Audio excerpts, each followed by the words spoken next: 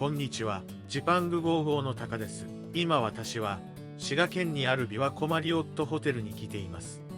琵琶湖のほとりにあり、レイクビューと充実した施設が楽しめます。今回は温泉のついたお部屋を予約しているので、たっぷりお届けできたらと思います。このチャンネルはホテル紹介を中心に、各地の観光スポットをご紹介しています。動画作りの励みになるので、チャンネル登録、高評価いただけると嬉しいです。それでは早速ご紹介していきます。琵琶湖マリオットホテルは琵琶湖の真ん中あたりにあり、琵琶湖大橋が近くにあります。電車の場合、最寄りの片田駅から無料の送迎バスも出ています。駅から15分ほどです。ロビーは広々しており、落ち着きのある色合いでした。ロビーにあるソファー数はそんなに多くなかったので、結構混み合っていました。特に15時のチェックインのタイミングは、エリート会員でも並ぶので注意が必要です。入り口には、琵琶湖近隣の観光マップと天気が掲示されていました。ウェルカムドリンクで、デトックスウォーターとマスカットルイボスティーがありました。両替機もあったので、急に日本円が必要になった場合も助かりますね。作業スペースや電子レンジも置いてありました。買ってきたものを温められるのは助かりますね。アメニティは部屋に用意がありますが、足りない分は持っていくスタイルでした。ラウンジはロビーの隣にあり、区切られていないので、落ち着きはあまりありませんでした。11時から22時までが営業時間です。13時から16時までお菓子とソフトドリンクがいただけます。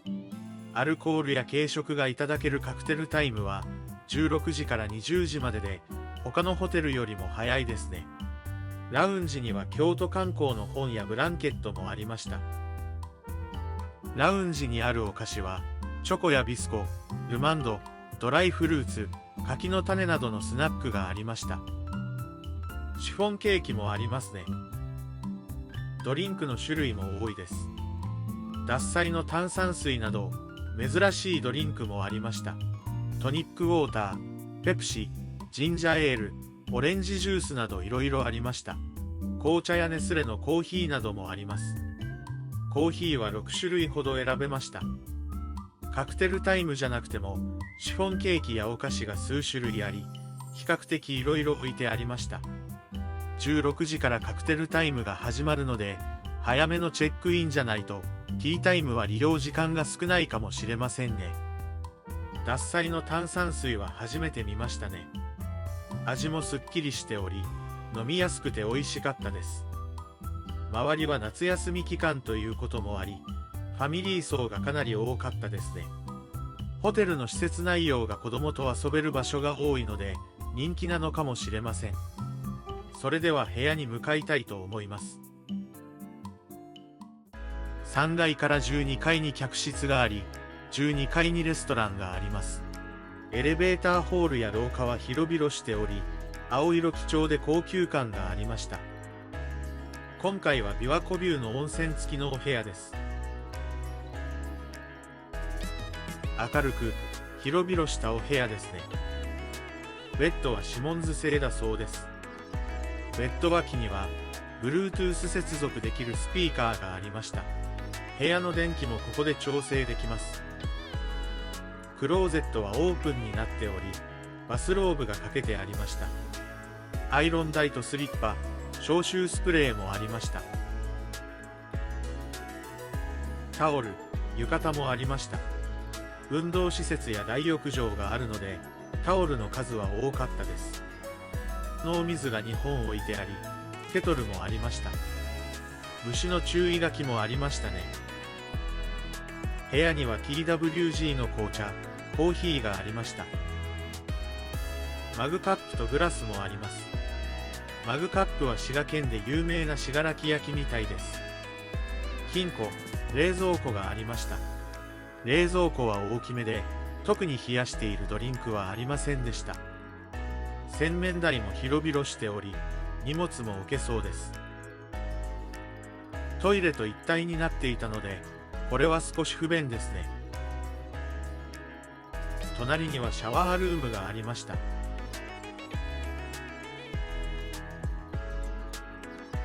洗面台の脇にはボディクリームもありました。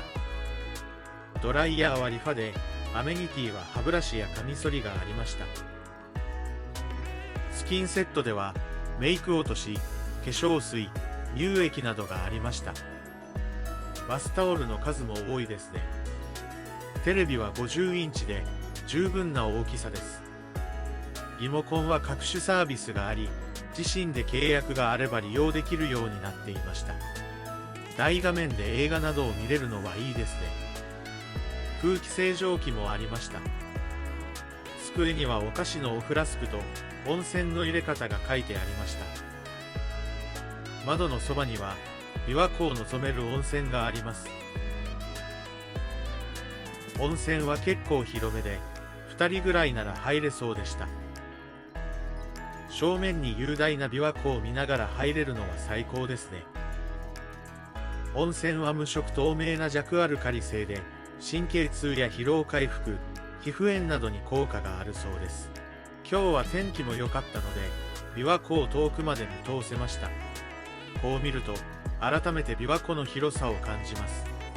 部屋にあるので、他の人に気兼ねなく気持ちよい温泉に入れるのが嬉しいですね。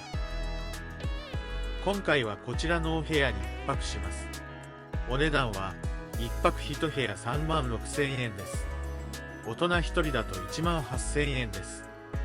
私はマリオットのプラチナ会員なので、ラウンジと朝食が無料で利用できます。それを考えると、他のホテルに比べてお安めのお値段な気がしますね。リーズナブルなお部屋を選べば、もっとお安く泊まれそうです。マリオットボンボイの会員であれば、12階のレストランで割引が受けられるようです。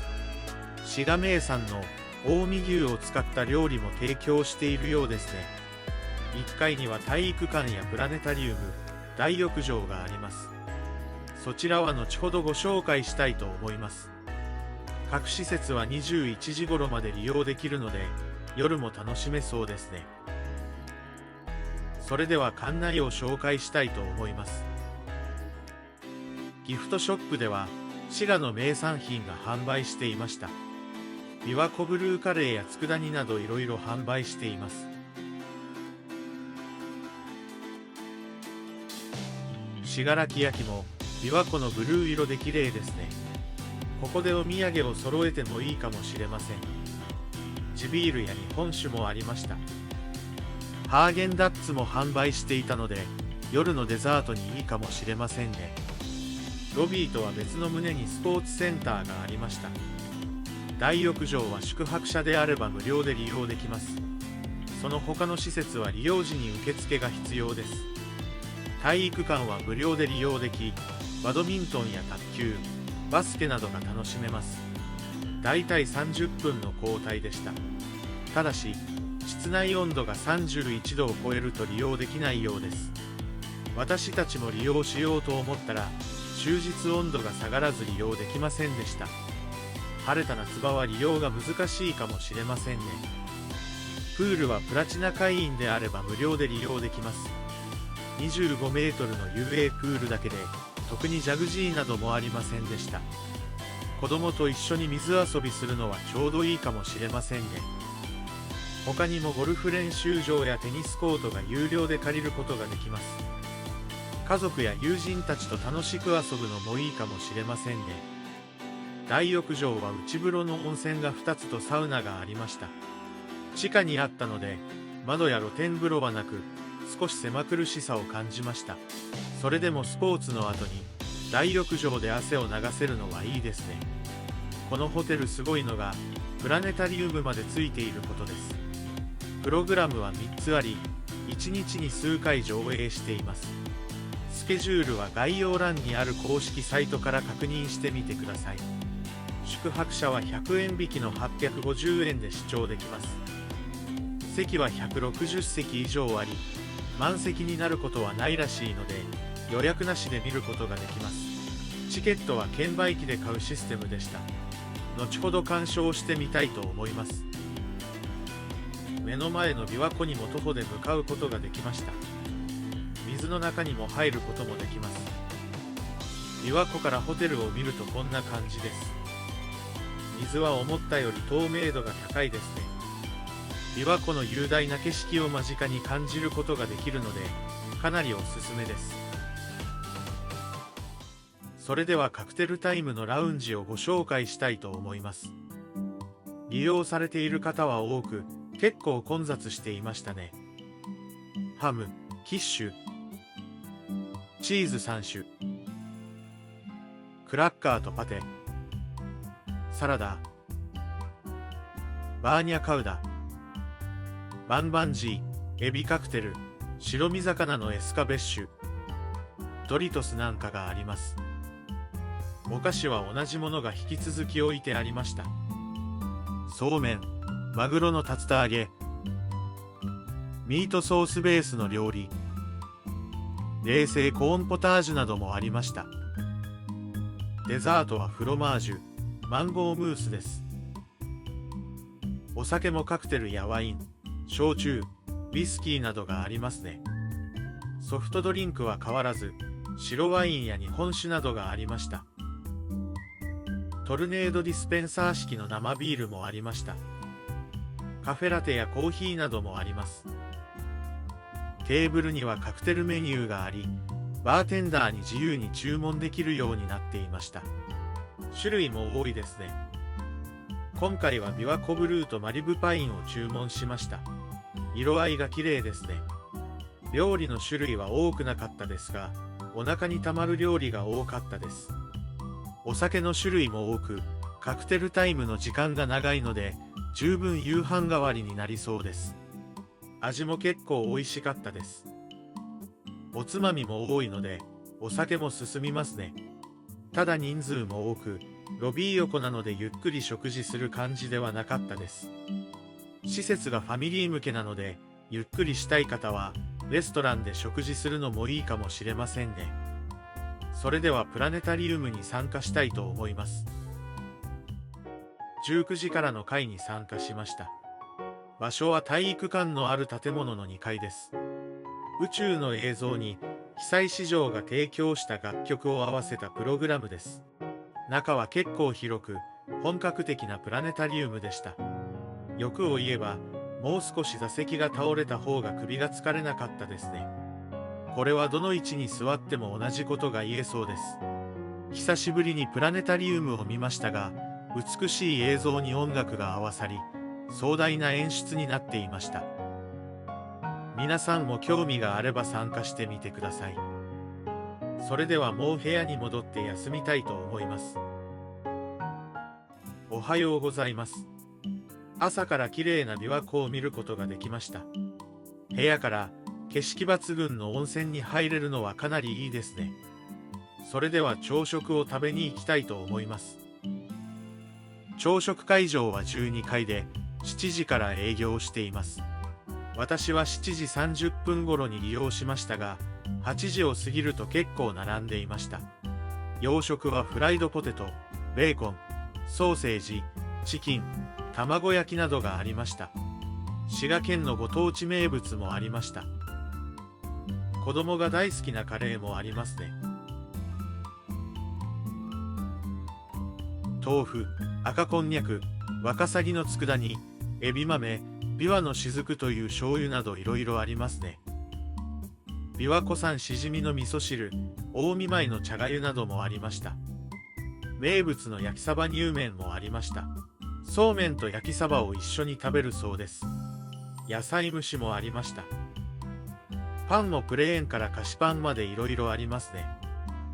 クロワッサンや全粒粉のパンもありました。